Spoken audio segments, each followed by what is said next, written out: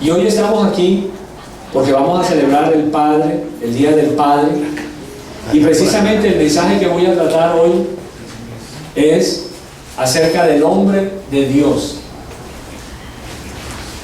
¿Cuántos están contentos o quieren recibir esa palabra? Amén. ¿Cuántos aquí realmente pueden decir o podemos decir que somos hombres de Dios? Solamente ahí escuché un medio amén. Espero que cuando termine este mensaje, el cual va a servir para que recapacitemos, el cual nos va a servir también para que cambiemos posiblemente muchas de nuestras actitudes, también está dirigido a los jóvenes, a aquellos que algún día estarán casados y tendrán hijos. Entonces, ¿por qué hombres de Dios?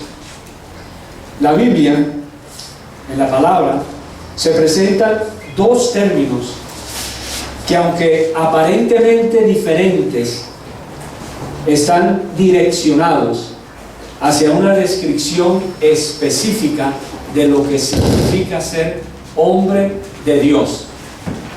Por ejemplo, en el Antiguo Testamento nosotros encontramos el término varón de Dios, el cual es usado con mucha frecuencia como referencia tanto a los profetas, a escritores, como a mensajeros angelicales. Esto es solamente la mera introducción. Vamos un momentico a primer libro de Reyes 12:22, para que nos vayamos familiarizando un poco, por lo menos en estos tres ejemplos, de lo que significa o cómo se usaba el término varón de Dios en el Antiguo Testamento. Pero vino palabra de Jehová a Semaías, varón de Dios, diciendo. Aquí se está refiriendo o está hablando a profetas. Ahora, en cuanto a escritores de la Escritura, echemos un poquito para atrás, por favor, y vayamos a Deuteronomio, en el capítulo 33, versículo 1. Dice: esta es la bendición con la cual bendijo Moisés, varón de Dios, a los hijos de Israel antes que muriese. ¿Y qué escribió Moisés? ¿Se acuerdan qué escribió Moisés? El Pentateuco. Ok. Varón de Dios también se refiere a un término usado para seres angelicales. Vamos un momentico a Jueces en el capítulo 13. Mientras lo van buscando, le voy comentando un poco acerca de este pasaje. En este pasaje se narra el nacimiento de Sansón. Ustedes recuerdan que la mamá de Sansón no lo podía tener, de hecho no podía tener hijos. A esta mujer, con referencia a la mamá de Sansón, apareció el ángel de Jehová. Posteriormente, en el versículo 6, cuando ella sale a hablarle a su esposo acerca de lo que le había sucedido, dice la Escritura: un varón de Dios vino a verme. Entonces, varón de Dios en el Antiguo Testamento se le llama tanto a profetas como a escritores, y también se usa para describir seres angelicales. Pero, ¿qué se dice o se enseña en el Nuevo Testamento? En el Nuevo Testamento no vas a encontrar exactamente la misma descripción varón de Dios. Sin embargo, se usa la expresión santos hombres, se usa hombre de Dios, para hacer también referencia a los profetas, a una persona en particular y obviamente a los creyentes en general. Vamos un momentico con relación a los profetas ahora al Nuevo Testamento.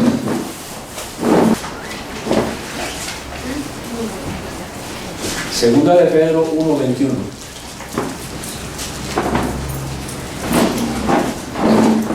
¿Listos? Nuevo Testamento, primera de Pedro 1:21, dice la Escritura: porque nunca la profecía fue traída por voluntad humana, sino que los santos hombres de Dios hablaron siendo inspirados por el Espíritu Santo.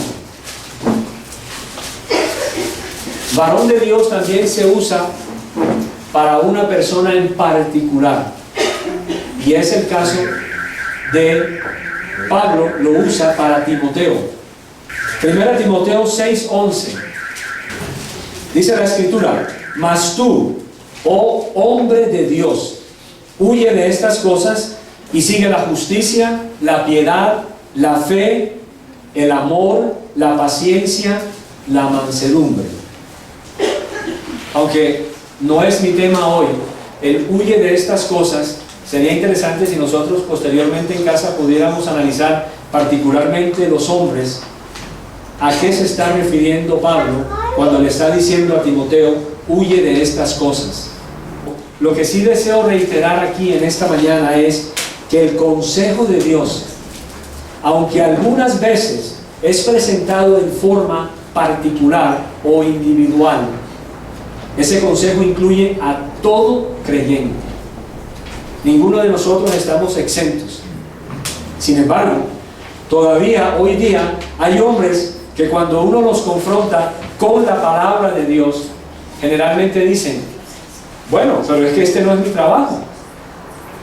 Este no es en cierta forma mi compromiso total. Para eso están los pastores, para eso están los líderes. Pues no. Ahorita vamos a ver por qué estoy diciendo esto, para que entendamos que cuando la palabra de Dios a nosotros nos habla acerca de hombres de Dios, no está hablando exclusivamente a aquellos que están en un momento determinado ejerciendo un oficio o un ministerio dentro del cuerpo de Cristo. Nos está hablando a cada uno de nosotros en particular.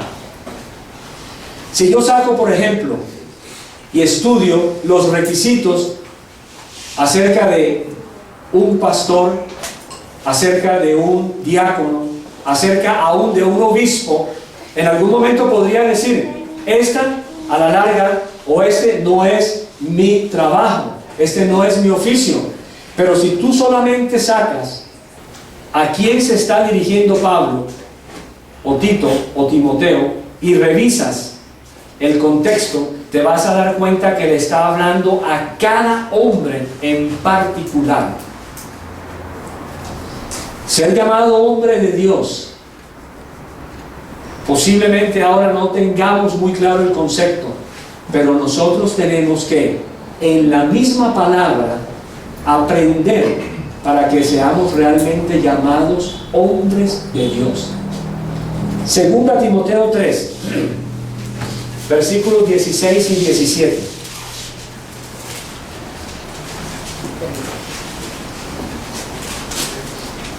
Dice la palabra: toda la Escritura es inspirada por Dios y útil para enseñar, redarguir, para corregir, para instruir en justicia, a fin de que el hombre de Dios sea perfecto, enteramente preparado para toda buena obra. Por lo tanto, este pasaje me está diciendo a mí que toda esta Escritura es útil. ¿Para qué? Para enseñar, para redarguir, para corregir, para instruir en justicia. ¿Y qué hacemos nosotros cuando estamos aquí?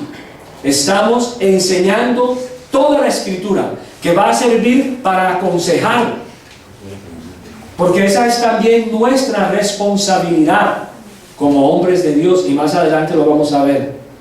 Entonces, basado en 1 Timoteo 6:11 y en este último pasaje, y en su aplicación más extensa, la expresión hombre de Dios se aplica a todo creyente, y particularmente en este día a todo hombre casado, a todo hombre soltero, y aún a los jóvenes, porque es en la palabra donde nosotros encontraremos la respuesta a todas las situaciones de la vida.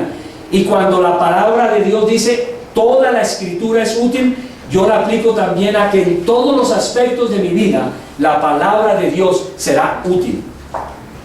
Yo no puedo desechar el consejo de Dios para mi vida. Tampoco lo debo lógicamente malinterpretar, pero si la Biblia me sirve a mí para aconsejar a todos, la tendré que usar para aconsejar a todos, para enseñar, para redarguir, para instruir en justicia. ¿O será que sacaré solamente lo que me conviene de la palabra y lo enseñaré? Pregunto, ¿qué tanto estamos dejando que la Escritura nos enseñe? Nos redarguya, nos corrija e instruya para justicia, para ser entonces nosotros realmente llamados hombres de Dios. No lo sé, pero la palabra de Dios es clara y el consejo de Dios es todo. Pero voy a hacer énfasis en cierto punto. Como decía hace un momento, es cierto que la palabra de Dios, cuando habla acerca de requisitos para ancianos, requisitos para obispos, requisitos para diáconos, daría la impresión que entonces el resto del cuerpo de Cristo simplemente se libraría de esos requisitos. Pero insisto en algo, no es cierto. Porque esos requisitos que están ahí son también para nosotros, los que, o aquellos que en un momento determinado no están ejerciendo ningún oficio dentro del cuerpo, pero que algún día lo tendrán que ejercer.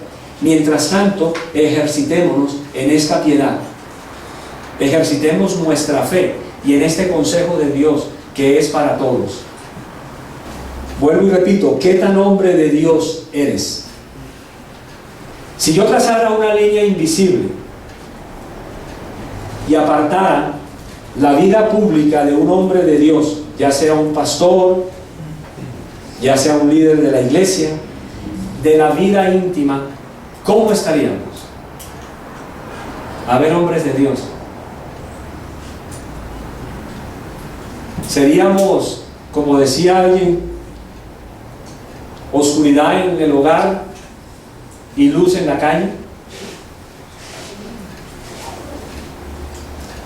¿Será que los hombres de Dios trazan líneas invisibles entre tu vida pública y entre tu vida íntima? Si lo estamos haciendo, no estamos cumpliendo todo el consejo de Dios. Entonces, seremos en el hogar oscuridad y en la calle luz. Pero cuando lleguemos a la casa, nos quitamos la luz y nos metemos en la oscuridad.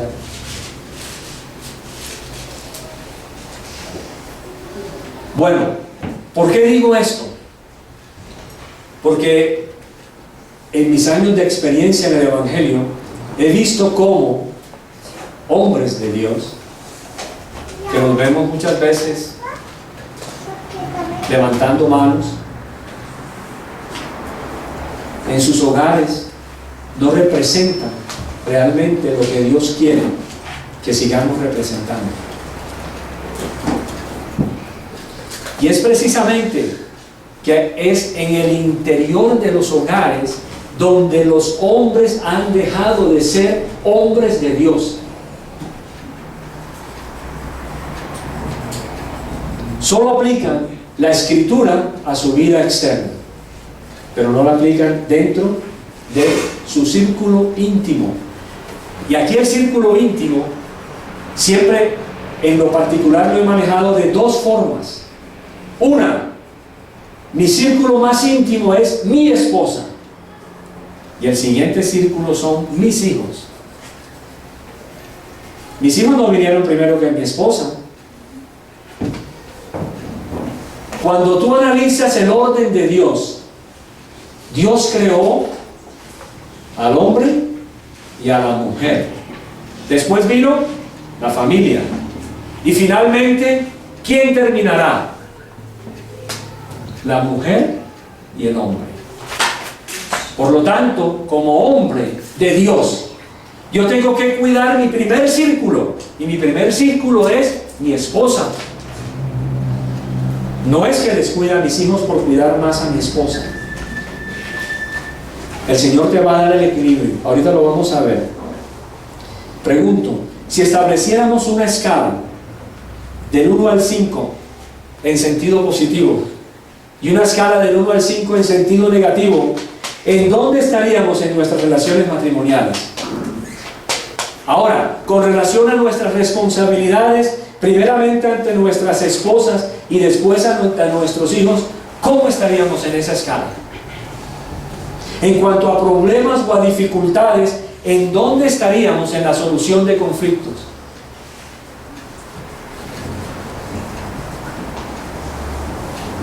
Y al tema del amor, ¿en qué nivel nos encontramos? ¿Estamos siguiendo la justicia, la piedad, la paciencia, la mansedumbre? Es la Escritura la cual es útil para enseñar, redarguir, corregir, instruir en justicia, nuestro único manual? ¿O tal vez tienes otros manuales?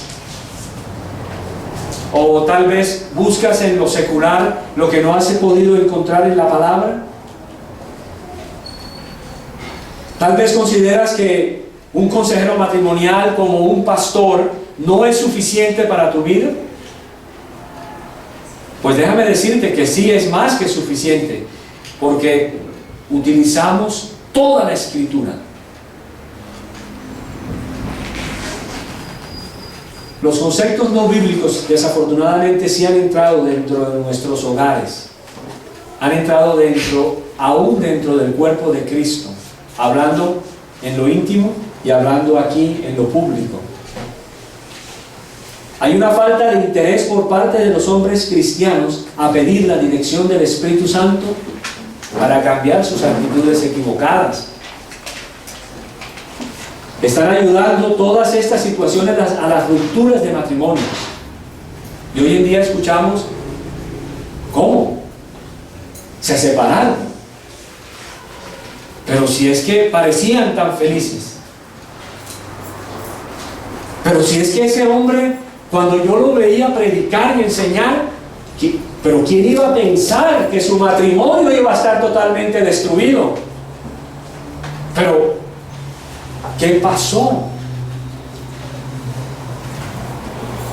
Pues, o dejaron de ser hombres de Dios, o es que nunca han sido hombres de Dios. Una de dos. Responde. Por eso voy a tratar hoy 4 puntos importantes, para que no se nos vaya a olvidar acerca de lo que debe ser un hombre de Dios. El hombre de Dios en autoridad, el hombre de Dios en responsabilidad, el hombre de Dios en debilidades y pecados, porque tenemos debilidades, obvio que sí, y cometemos pecado.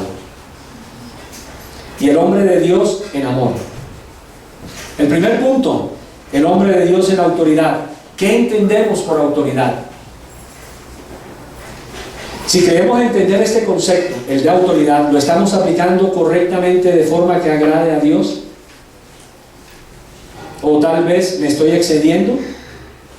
La lógica me dice que lo que no entiendo no lo puedo aplicar correctamente a mi vida. Si yo no entiendo lo que significa tener autoridad en el contexto bíblico, ¿cómo yo puedo entonces aplicar autoridad en mi hogar? Con mi esposa y con mis hijos, si no entendemos qué es ese concepto. Vamos un momentico, por favor, al relato de Génesis, en Génesis 1, que tanto lo hemos visto y lo seguiremos viendo en estas próximas semanas, por el curso que estamos tomando. ¿A quién le dio Dios autoridad en Génesis? Al hombre. Vamos a ver qué dice la Escritura. Génesis 1:26 dice: entonces dijo Dios, hagamos al hombre a nuestra imagen, conforme a nuestra semejanza, y señoree en los peces del mar, en las aves de los cielos, en las bestias, en toda la tierra, y en todo animal que se arrastra sobre la tierra. Leamos ahora Génesis 1:28. ¿Qué dice la Escritura? Y los bendijo Dios, a hombre y a mujer, Y les dijo: fructificad y multiplicaos, llenad la tierra y sojuzgadla, y señoread en los peces del mar, en las aves de los cielos y en todas las bestias que se mueven sobre la tierra. ¿A quién le dio entonces Dios la autoridad? ¿Al hombre? ¿Sí? ¿Qué dice otra vez Génesis 1:28? ¿A quién le está hablando Génesis 1:28? Al hombre y a la mujer. Claro, a la mujer también le dio autoridad, pero oído. ¿Para qué? Para llenar la tierra, para sojuzgarla, señorear los peces del mar, en las aves de los cielos y en todas las bestias que se mueven sobre la tierra. Pero hay algo que le dio al hombre en el versículo 26 que no le dio a la mujer. Y eso es autoridad. ¿En dónde? En la tierra. El versículo 26 es dirigido solamente al hombre. Y lo mismo que el Señor usa en el versículo 28, lo usa en el 26, pero la única gran diferencia es que en el versículo 26 le dice al hombre: y señorea en toda la tierra. A la mujer no le dijo eso. Señorea en toda la tierra. O sea, que aquí se demuestra una autoridad. Recordemos algo: Adán es la cabeza de todos nosotros, de los descendientes de los seres humanos, incluidos hombres y mujeres, tanto hombres de Dios como aquellos que no son hombres de Dios, tanto mujeres de Dios como mujeres que no son de Dios. Y esa autoridad está implícita en la Escritura, y les voy a mostrar algo más interesante. Cuando Dios creó al hombre y a la mujer, ¿a quién puso Dios de primero en el huerto? Al hombre. Y lo vamos a ver en la lección, posiblemente en 15 días, siguiendo los estudios que estamos haciendo aquí. Y después de que Dios plantó el huerto, dice la Escritura que puso al hombre ahí, lo sumió en un gran sueño y de ahí creó a la mujer. Autoridad. Hombres, autoridad. Génesis 2, 21 al 22, no lo leamos, simplemente habla acerca de cómo Dios hizo caer en un gran sueño a Adán, y mientras éste dormía, estando Adán en el huerto, solo inicialmente, fue que formó a la mujer. Entonces, al hombre fue el único al que Dios le dio autoridad sobre toda la tierra. 2, el hombre fue plantado de primero en el huerto. Y 3, la mujer fue formada después del hombre. Todos conocemos cómo entró el pecado en el mundo. Aunque sabemos que Eva fue la primera que pecó, Dios le imputó el pecado a Adán. Entonces, cuando leemos Isaías 43, 27, y estemos listos porque vamos a correr un poquito en la Biblia, ¿qué dice Isaías 43, 27? Tu primer padre pecó y tus enseñadores prevaricaron contra mí. Romanos 5, del 12 al 14.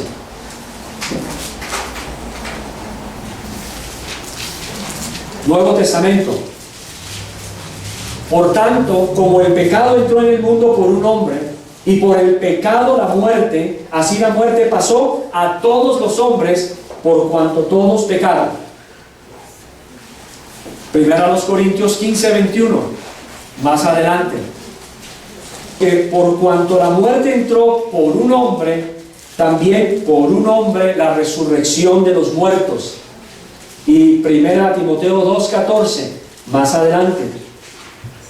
Dice la Escritura: y Adán no fue engañado, sino que la mujer, siendo engañada, incurrió en transgresión.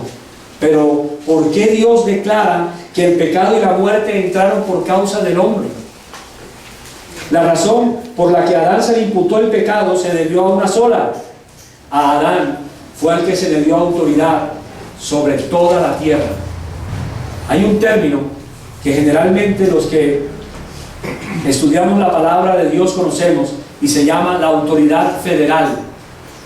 Este término indica que, aunque no lo vas a encontrar en la Biblia, no quiero aclarar aquí y abrir un paréntesis, hay enseñanzas en la Biblia en las cuales nosotros utilizamos términos que nunca vas a encontrar el término particular en la Biblia. Sin embargo, se enseña la terminología o el concepto de ese término.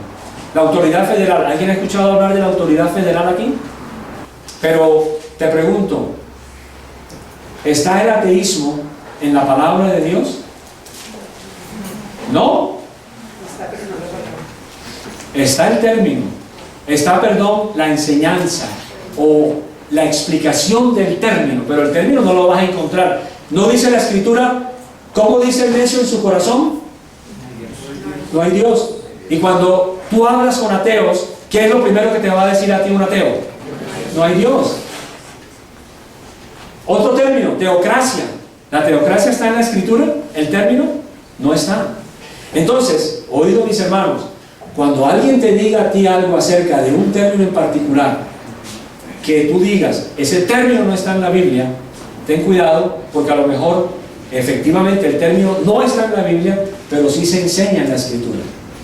Y el término autoridad federal no está en la Escritura, pero hemos venido hablando acerca de la autoridad, acerca de que Adán fue el primer hombre creado, ¿correcto? De que a él se le dio la autoridad y el poder para reinar sobre toda la tierra, y que a la mujer también se le dio para que señoreara sobre las criaturas.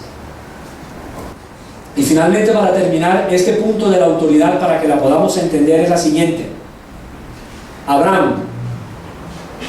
Ustedes saben que Abraham en Génesis pagó por los diezmos de alguien que todavía no había nacido.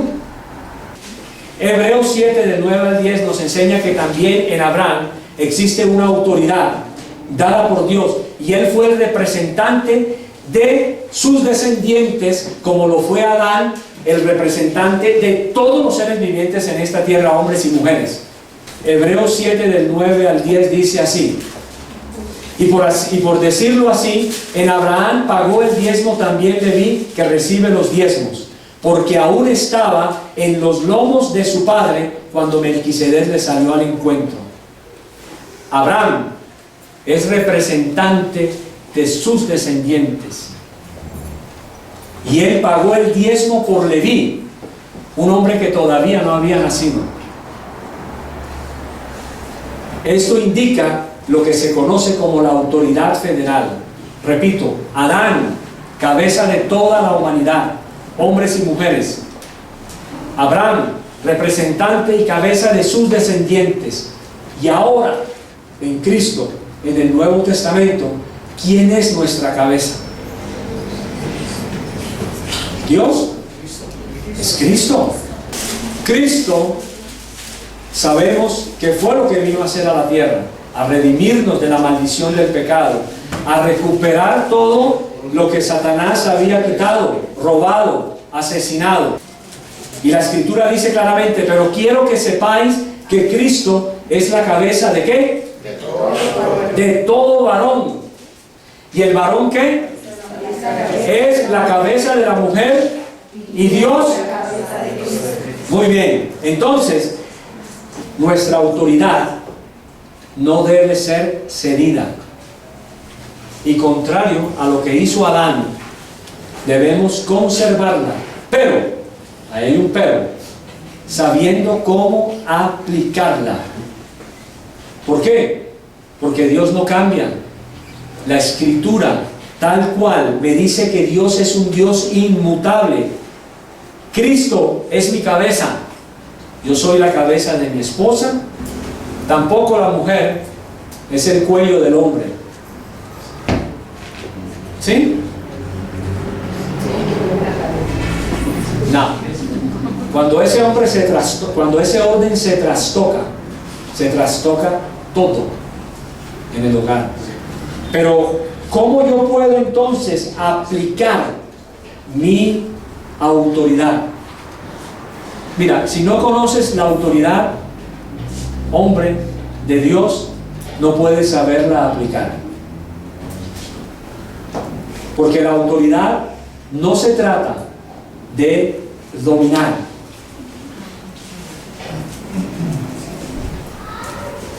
No se trata de enseñorear. Y tal como me escribe a mí la Escritura, lo voy a demostrar más adelante y al final en el último punto acerca del amor.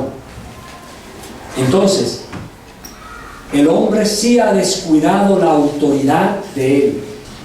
Muchas mujeres manejan el hogar porque el hombre ha descuidado su autoridad en sabiduría y en enseñanza. Y voy al segundo tema: el hombre de Dios en responsabilidad. Yo siempre he dicho que el círculo más íntimo de mi hogar es mi esposa. Y en el cuidado de mi esposa, dice Proverbios 5:18. Vamos a Proverbios 5:18. Obviamente, yo sé que alguien podría pensar en su corazón: no, mi primera responsabilidad es ante Dios. No, sí, eso lo entendemos claramente, obvio. Pero, ¿es tu esposa tu primera responsabilidad, hombre de Dios? Proverbios 5:18 dice: sea bendito tu manantial y alégrate con la mujer de tu juventud. Oye, alégrate con la mujer de tu juventud. ¿Todavía nos alegramos con la mujer de nuestra juventud? Bueno, Eclesiastés 9:9 dice la Escritura: goza de la vida con la mujer que amas. Goza de la vida con la mujer que amas. Y esta palabra gozar es atender, considerar, contemplar, es estimar, es gustar, manifestar, maravillarse, incluye también reconocer y es también respeto. Primero a los Corintios 7:33, ¿qué dice? Nuevo Testamento. Me gusta este versículo. Pero el casado tiene cuidado de las cosas del mundo. ¿De cómo qué? Agradar a su mujer. ¿Estamos, varones de Dios, hombres de Dios, agradando a nuestras mujeres? ¿Ah? ¿O la tenemos por ahí a un lado? Primera de Pedro 5:3. No como teniendo señorío sobre los que están a vuestro cuidado. ¿Y quién está a mi cuidado? Mi mujer, mis hijos. Por lo tanto, yo debo, como hombre de Dios, seguir todo el consejo de Dios, porque ella, mi esposa, está a mi cuidado. Entonces, ¿cómo está cuidando el hombre de Dios hoy día a su esposa? Primero a los Corintios, ahí por favor, un poquito atrás, en primero a los Corintios 7:3, ¿qué dice la Escritura? Y como nada más estoy hablando a los hombres, oído hombres, esto es para ustedes, tanto los que están aquí como los que me están viendo. Dice la Escritura: el marido, no empieza con la mujer, a mí me gusta esto porque no empieza con la mujer, el marido cumpla con la mujer el deber conyugal, y asimismo la mujer con el marido. No me voy a detener en la mujer, en el hombre. Dice el versículo 4: la mujer no tiene potestad sobre su propio cuerpo, sino el marido, ni tampoco tiene el marido potestad sobre su propio cuerpo, sino la mujer. Y me gusta el versículo 5: no os neguéis el uno al otro, a no ser por algún tiempo de mutuo consentimiento, para ocuparos sosegadamente en la oración, y volved a juntaros en uno, para que no os tiente Satanás a causa de vuestra incontinencia. ¿Sabes? He conocido a hombres que parece que se la pasaran orando todos los años de su vida. Ustedes saquen la conclusión. 2 años, nada, ningún deber conyugal. 3 años, ningún deber conyugal, los cuales no cumplen con su deber conyugal para nada. ¿Eres llamado hombre de Dios? Déjame decirte que el día que tus hijos se vayan, ¿con quién te vas a quedar? ¿Con la mascota que dejó el hijo? No, Señor, te vas a quedar con quien empezaste, tu esposa. Cumple, entonces, como hombre de Dios tu deber en el cuidado de los hijos. El hombre tiene que enseñar, tiene que ser guiador, tiene que ser, como dice la Escritura, criar también. ¿Lo estamos haciendo correctamente? Si no cuidamos de nuestra esposa, que es nuestro primer círculo, y si te estás encargando demasiado de tus hijos, ten cuidado. Ten cuidado. Ahora te lo voy a mostrar por qué. Y aquí termino este segundo punto. Primera Timoteo 5:8 dice, no lo vean, ya lo sabemos. Creo, ¿no? ¿Qué dice la Escritura? Porque si alguno no provee para los suyos, y mayormente para quién, ¿qué sucede? Ha negado su fe y es peor que un incrédulo. Y perdóname, pero en casi 19 años de ministerio he conocido hombres de Dios,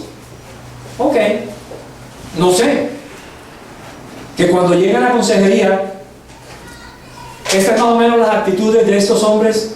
Y obviamente a la mujer también le toca, desafortunadamente, pararse firme, porque si el hombre lo hace, quien no debería hacerlo, y es la cabeza, pues la mujer simplemente dice, porque vienes con esta, muy bien. ¿Y entra quién ahí? ¿Dios? No. Mira,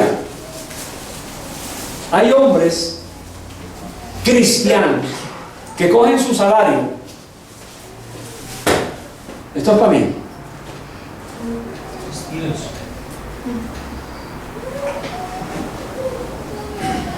¿Quieres para tus gastos? Ana, pero tú no estás trabajando. ¿Tú no estás trabajando? Pues págatelo.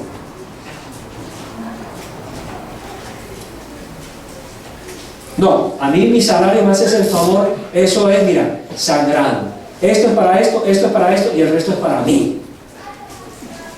¿Ah, sí? ¿Y te consideras hombre de Dios? ¿Y qué hace la mujer? ¿Me estás tratando así? Muy bien. Voy a trabajar, voy a salir a la calle, voy a hacer esto y todo lo que yo gane va a ser para mí. Y entonces, ¿a qué estamos jugando? ¿Ese es un matrimonio realmente establecido bajo principios bíblicos? Yo creo que no. Matrimonio roto.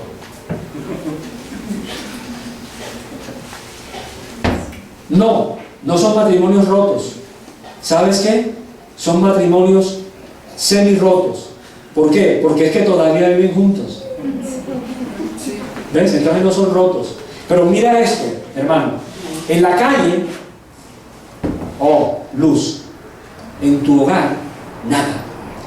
Seguramente hasta te encuentras con un extraño y te pide para alguna necesidad y tú no has podido, ni has querido, más que todo, no has querido ni siquiera suplir con una necesidad simple, como comprarle, por ejemplo, ropa interior a la mujer. Pero a ese hombre sí se lo das. Y tú dices, uy, ¿cómo? Hay hombres cristianos que no le compran ropa a su mujer, ni interiores. Sí, los he conocido. Y van a la iglesia, levantan manos santas.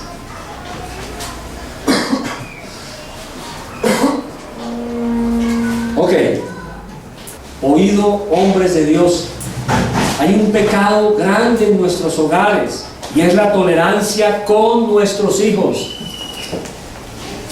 Somos muy tolerantes con nuestros hijos, somos parciales y además de eso el orgullo nos sobrepasa. Tolerancia con los hijos. Tenemos ejemplos muy claros en la Biblia de qué ha sucedido cuando los padres empiezan a ser demasiado tolerantes. Si quieres, vamos un momentico al primer libro de Samuel en el capítulo 2. Y recordemos un momento acerca de las enseñanzas de Elí. Elí se volvió un tolerante con sus hijos y permitía que hicieran todo lo que les diera la gana. No tuvo autoridad. O sea, como que se le perdió en el camino la autoridad. Primer libro de Samuel, en el capítulo 2, versículo 17, ¿qué dice? Era pues muy grande delante de Jehová el pecado de los jóvenes, porque los hombres menospreciaban las ofrendas de Jehová. Y este pecado, desafortunadamente, era conocido por Elí. Pero Dios llegó un momento en que le dijo a Elí: mira, ¿sabes? Me cansé de esto. Y Jehová dijo a Samuel: he aquí, haré yo una cosa en Israel, que a quien la oyere le retiñarán ambos oídos. Aquel día yo cumpliré contra Elí todas las cosas que he dicho sobre su casa, desde el principio hasta el fin, y le mostraré que yo juzgaré su casa para siempre por la iniquidad que él sabe, porque sus hijos han blasfemado a Dios y él no los ha estorbado. No seas tolerante con tus hijos. 2, parcialidad. Uy, es que ese hijo mío, no, eso siempre está pendiente. Oído, parcialidad. ¿No debemos ser nosotros y juzgar imparcialmente? ¿Qué sucedió con Rebeca? ¿Se acuerdan? ¿A quién escogió Rebeca? ¿A quién escogió el marido de Rebeca? Parcialidad. Hombres de Dios, tenemos que ser justos. ¿Alguna vez tus hijos no te han decepcionado? Claro. Pero porque uno te decepciona, ¿le vas a quitar entonces el amor? No, pero es que a este sí. No, porque es que este ¿para qué? No. Eso mejor dicho, fulano. Y el otro, no. Ojo. ¿Qué entonces tenemos que hacer nosotros como padres?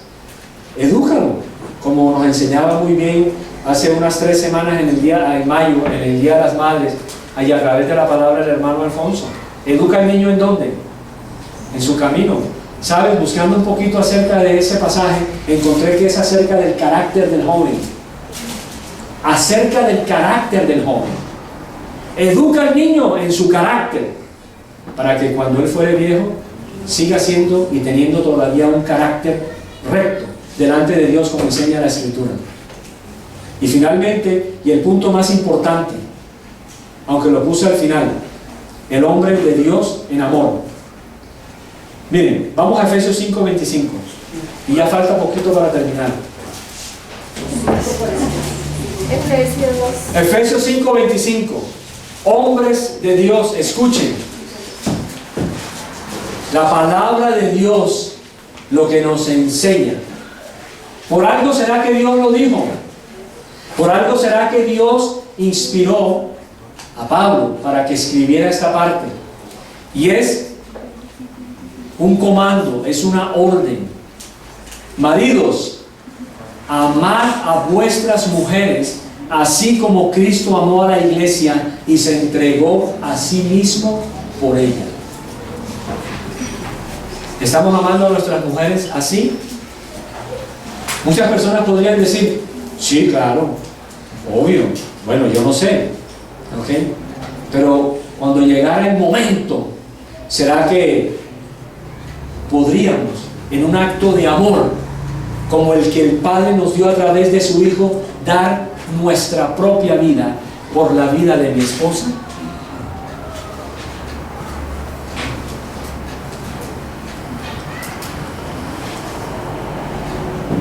¿Por qué será que el Señor nos ordena a nosotros amar a nuestras mujeres?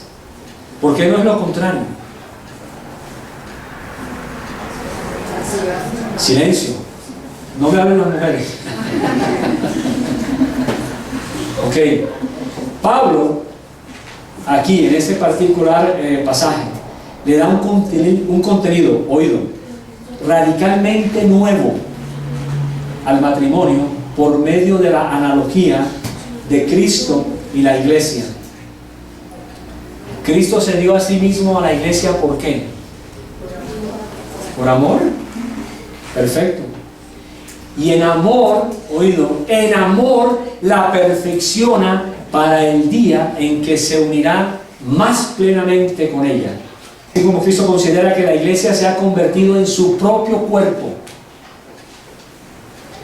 por medio del compromiso a unirse en matrimonio, y hace todo con amor y por el bien de su iglesia, así deberá ser el hombre de Dios.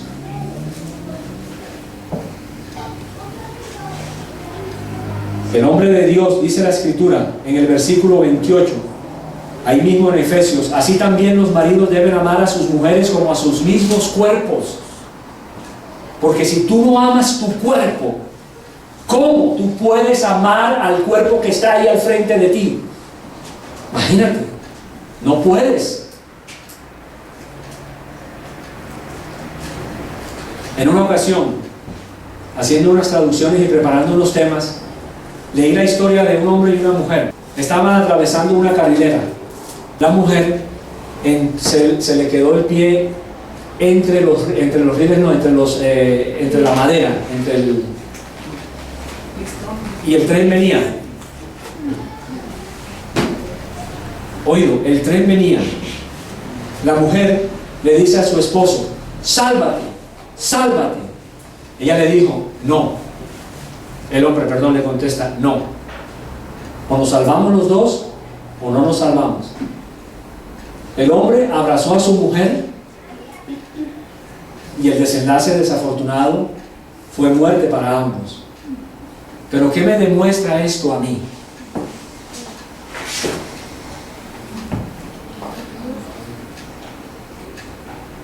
Tremendo, ¿eh?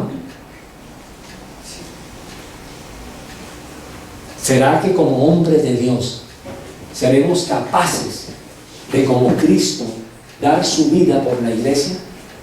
En este caso nosotros, si en un caso determinado nos tocara. ¿No dijo Pablo que el morir para él qué era? Te lo dejo para que lo medites. ¿Por qué? Porque nadie aborreció jamás a su propia carne. Y mi esposa es mi carne. Somos uno solo. Por eso cuando el hombre deja de tener sus responsabilidades con su esposa en todo sentido, hasta en lo económico, hasta en sus relaciones más íntimas, no está siendo un hombre de Dios. Para mí, que es un cobarde.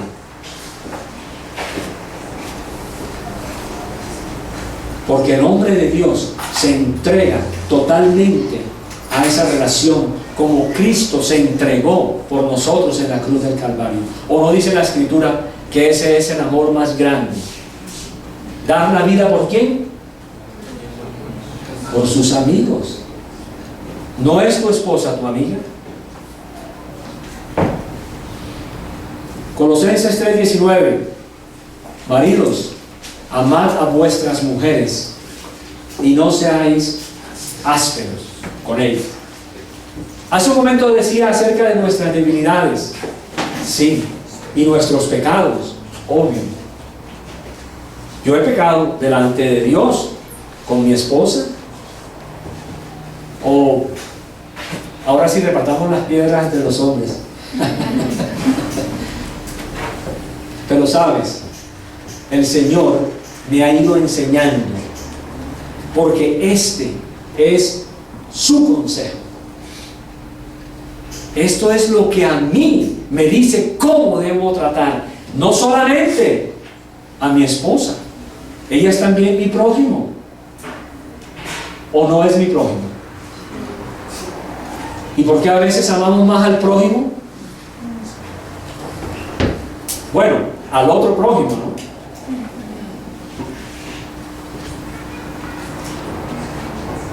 Lo único que les dejo para terminar es lo siguiente. Realmente hemos estado haciendo lo correcto delante de Dios para ser llamados hombres de Dios.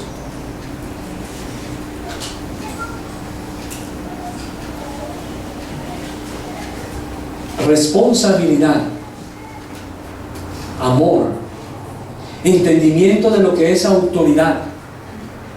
Es cierto, la autoridad no se cede, ¿correcto? Pero la autoridad tampoco se excede.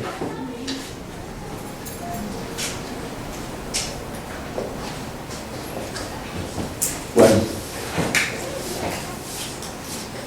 hermanos, hombres sobre todo, si Dios me ha dicho a mí que yo debo amar a mi mujer, la tengo que amar en todo el sentido de su palabra.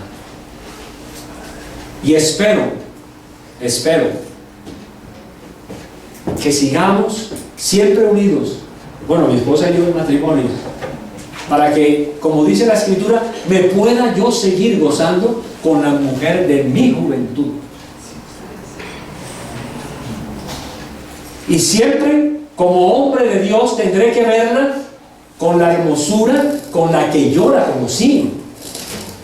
Y Dios te va a poner gracia en tu corazón para eso. Aunque envejezca. Claro que sí. Aunque envejezca.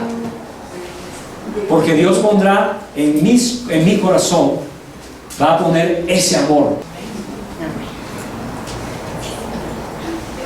Y recordemos, nuestros hijos, bueno, en mi concepto, es mi segundo círculo. Pero mi primero y el más cerrado, lógicamente después de mi unión y comunión con Jesús y con mi Padre Celestial, es mi esposa. Apliquemos correctamente todo este consejo de Dios. Y si hemos estado pecando, cambiemos. Si hemos estado considerando que lo que yo me gano es para mí y tú verás cómo resuelves, estás muy equivocado. Porque algún día los hijos se irán. Y lo que era en un principio hombre y mujer, volverá a ser en un final hombre y mujer.